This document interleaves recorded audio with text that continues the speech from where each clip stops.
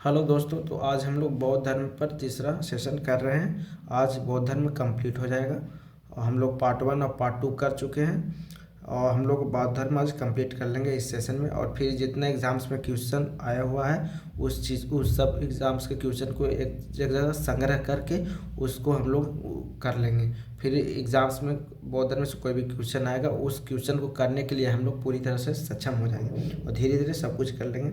तो आज हम लोग इस सेशन को स्टार्ट करते हैं, प्रारंभ करते हैं एक संत कबीर दास के प्रसिद्ध दोहे के साथ कि धीरे धीरे रे मना धीरे सब कुछ होए, माली सींचे 100 घड़ा ऋतु आए फल होए। तो इस दोहे का अर्थ है कि हम आप लोग जान ही रहे हो कि धैर्य रखिए, सब कुछ धीरे धीरे होगा।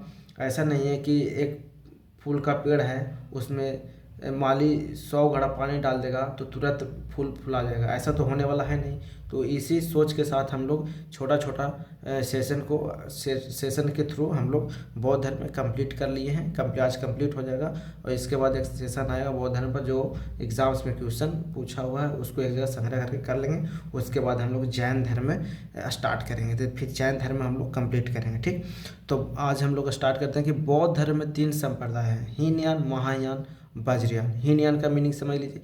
हीनयान मीन्स होता है छोटा मार्ग, यान मीन्स होता है मार्ग, हीन मीन्स छोटा, तो छोटा मार्ग को बोलेंगे हीनयान। महायान मीन्स महान मार्ग और वज्रयान मीन्स तेज और शक्तिशाली मार्ग। वज्र मीन्स जानबे करते हैं बिजली होता है, यान मीन्स जानते ही हैं कि मार्ग होता है। ठीक, तो हम लोग अब ये क्वेश्चन ऐसे आता है कि हीनयान के लोग किस भाषा का प्रयोग करते, तो पाली भाषा का। महायान के लोग किस भाषा का प्रयोग करते, तो संस्कृत भाषा का। तो एग्जाम्स में क्वेश्चन ऐसे आता है। ठीक, बौद्ध धर्म में कितने संप्रदाय हैं, तो 3 संप्रदाय, हीनयान, महायान, वज्रयान। ठीक है, अब आप लोग के लिए क्वेश्चन है कि लाइट ऑफ एशिया, शाक्य मुनि, एशिया का ज्योतिपुंज किसे कहा जाता है या किसे कहा जाता है। आप इसका कमेंट में कमेंट कीजिए किसे कहा जाता है। हम लोग आज चलते हैं बौद्ध साहित्य। बौद्ध साहित्य पढ़ते हैं।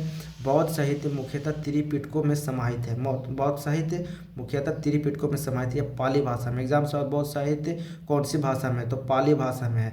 और बौद्ध साहित्य मुख्यतः त्रिपिटकों में समाहित है, मतलब 3 पिटक हैं, शुद्ध पिटक, विनय पिटक, अधम पिटक। एग्जाम्स में आता है कि बौद्ध धर्म में कितने पिटक है, 3 पिटक है, शुद्ध पिटक, विनय पिटक, अधम पिटक। अब पिटक का मतलब समझ, शुद्ध पिटक, शुद्ध पिटक ग्रंथों का समूह को शुद्ध शुद्ध पिटक बोलेंगे।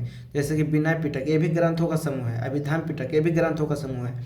मतलब कई ग्रंथों हैं ये तीनों में, अगर मिला दिया जाए तो 17 ग्रंथ है। शुद्ध पिटक, विनय पिटक, अभिधान पिटक में 17 ग्रंथ है। ठीक, तो शुद्ध पिटक में क्या है लिखा हुआ है, शुद्ध पिटक में इसमें बुद्ध के धार्मिक उपदेशों का संग्रह है। इसमें धार्मिक उपदेशों का संग्रह है और संग्रह किसने किया है, आनंद ने किया। एग्जाम्स में आता है कि शुद्ध पिटक में धार्मिक उपदेशों का संग्रह किसके द्वारा किया गया। संग्रह नहीं आएगा, संकलन आएगा, लिख को वहाँ पे कि संकलन किसके द्वारा किया गया, तो आनंद के द्वारा। विनय पिटक में बौद्ध संघ के नियमों का वर्णन, मतलब बौद्ध संघ में किस किस कैसे कैसे नियम है, क्या क्या नियम है, उसका संग्रह किया हुआ। तो किसने किया है, उपाली ने किया है। संकलन या संग्रह बोल सकते हैं। संकलन किसके द्वारा किया, उपाली के द्वारा।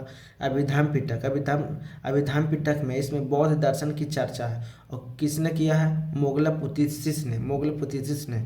ठीक, तो बौद्ध दर्शन का मतलब समझिए, दर्शन का मतलब होता है ज्ञान और सच्चाई के समझ, ज्ञान और सच्चाई का समझ। ठीक, तो हम लोग यहाँ तक देख लिए हैं। अब देखते हैं बौद्ध धर्म के 10 सील हैं। बौद्ध धर्म में कितने सील है, 10 सील है।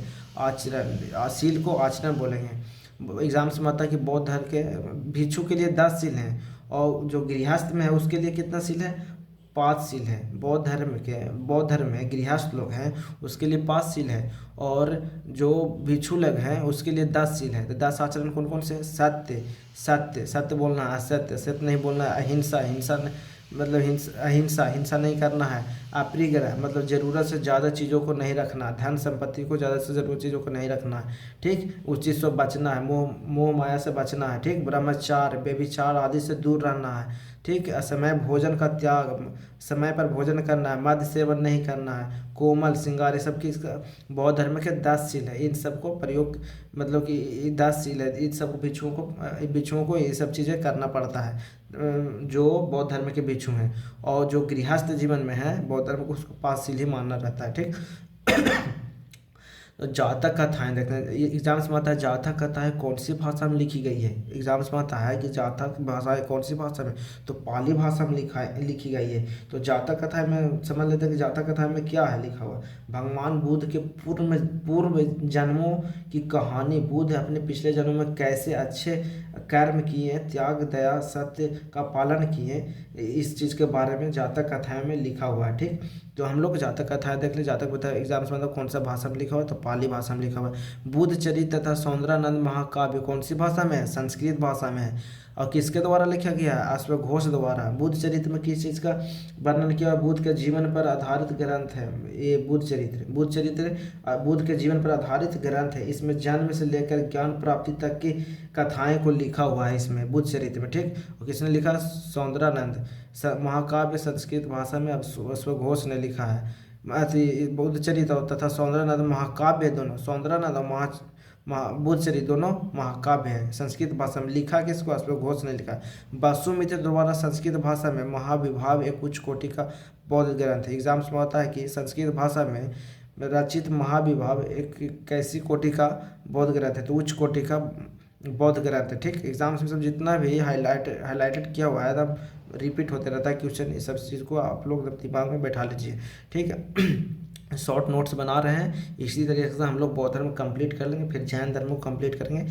1 बाय 1 कर करके हर टॉपिक को धीरे धीरे हम लोग सब टॉपिक को टच करते हुए निकल लेंगे। सब अच्छे से कंप्लीट कर रहे हैं, ऐसा नहीं कि यहाँ से क्वेश्चन आएगा तो नहीं मिलेगा, यहाँ ही से मिलेगा। हम लोग इतना डिटेल में सब क्वेश्चन का निकाल लिए हैं कि इधर से आप कहीं से आ ही नहीं सकता है। ठीक, बौद्ध वसुमित्र द्वारा संस्कृत भाषा महाविभाव का एक उच्च कोटि का बौद्ध ग्रंथ है। ठीक, महायान संप्रदाय की ग्रंथ ललित विस्तार है। पूछता है कि ललित विस्तार कौन सा संप्रदाय का ग्रंथ है, तो महायान संप्रदाय का ग्रंथ है। ठीक, महात्मा बुद्ध के जीवन का उल्लेख मिलता है। ये भी क्वेश्चन आता है कि महात्मा बुद्ध का जीवन का उल्लेख कौन सा ग्रंथ में, ऑप्शन रहेगा दे, बहुत सारा ऑप्शन दे दिया, बुद्ध चरित्र दे दिया, सौंदर्यनाथ दे दिया, महाविभाव दे दिया, ललित विस्तार दे दिया, मारेगा ललित विस्तार। ठीक, तो कोई भी अपना ऑप्शन हो तो कुछ भी दे सकता है। हम लोग को तो याद रखना है। महात्मा बुद्ध ने अपना अंतिम उपदेश कुशीनगर में दिया था, और किसको दिया था, सुबध को दिया था। ठीक, ये भी आता है कि महात्मा ने अपना अंतिम उपदेश कहाँ दिया था, कुशीनगर में दिया था। किससे दिया था, सुबध को। बौद्ध संघ में प्रवेश करने वाली प्रथम महिला बुद्ध की सौतेली माता गौतमी प्रजापति थी, जिसे मौसी भी कहते हैं। ठीक, ये सब तो हम लोग कंप्लीट कर चुके हैं, बहुत पहले ही पार्ट 1 में कंप्लीट कर चुके हैं। बौद्ध संघ के प्रवेश करने वाली प्रथम महिला सौतेली माता है। ठीक, प्रथम महिला अब प्रतितेश मुपदात मतलब इसका सार क्या होता है, इसका सार होता है कोई भी चीज़ अपने आप नहीं होता है। हर घटना किसी कारण पर निर्भर रहता है। अगर कोई चीज़ हो रहा है तो ऐसा मत समझिए कि अपने आप होना नहीं, वो कोई चीज़ पर निर्भर है। हर घटना किसी कारण पर निर्भर रहता है। कोई भी चीज़, इसका मीनिंग है कोई भी चीज़ अपना आप नहीं होता है, हर घटना किसी कारण पर निर्भर होता है। ठीक, तो इसका सार ये है। एग्जाम्स में आता है कि इसका सार क्या है। बौद्ध धर्म के अष्टांगिक मार्ग कौन कौन है, सम्यक दृष्टि, सिर्फ एक में हम सम्यक लगाएं, अब सब में सम्यक लग के बोल देते हैं। सम्यक दृष्टि, सम्यक संकल्प, सम्यक वाक, सम्यक कर्मान, सम्यक अजीब, सम्यक व्यायाम, सम्यक स्मृति, सम्यक समाधि। ठीक, तो हम लोग बौद्ध धर्म में अष्टांगिक मार्ग देखें कितने हैं, 8 हैं। आता है एग्जाम से बौद्ध में अष्टांगिक मार्ग कितने हैं, 8 हैं। ठीक, अब हम लोग बौद्ध संगीत देखते हैं, मोस्ट इंपॉर्टेंट, यहाँ से क्वेश्चन आता है।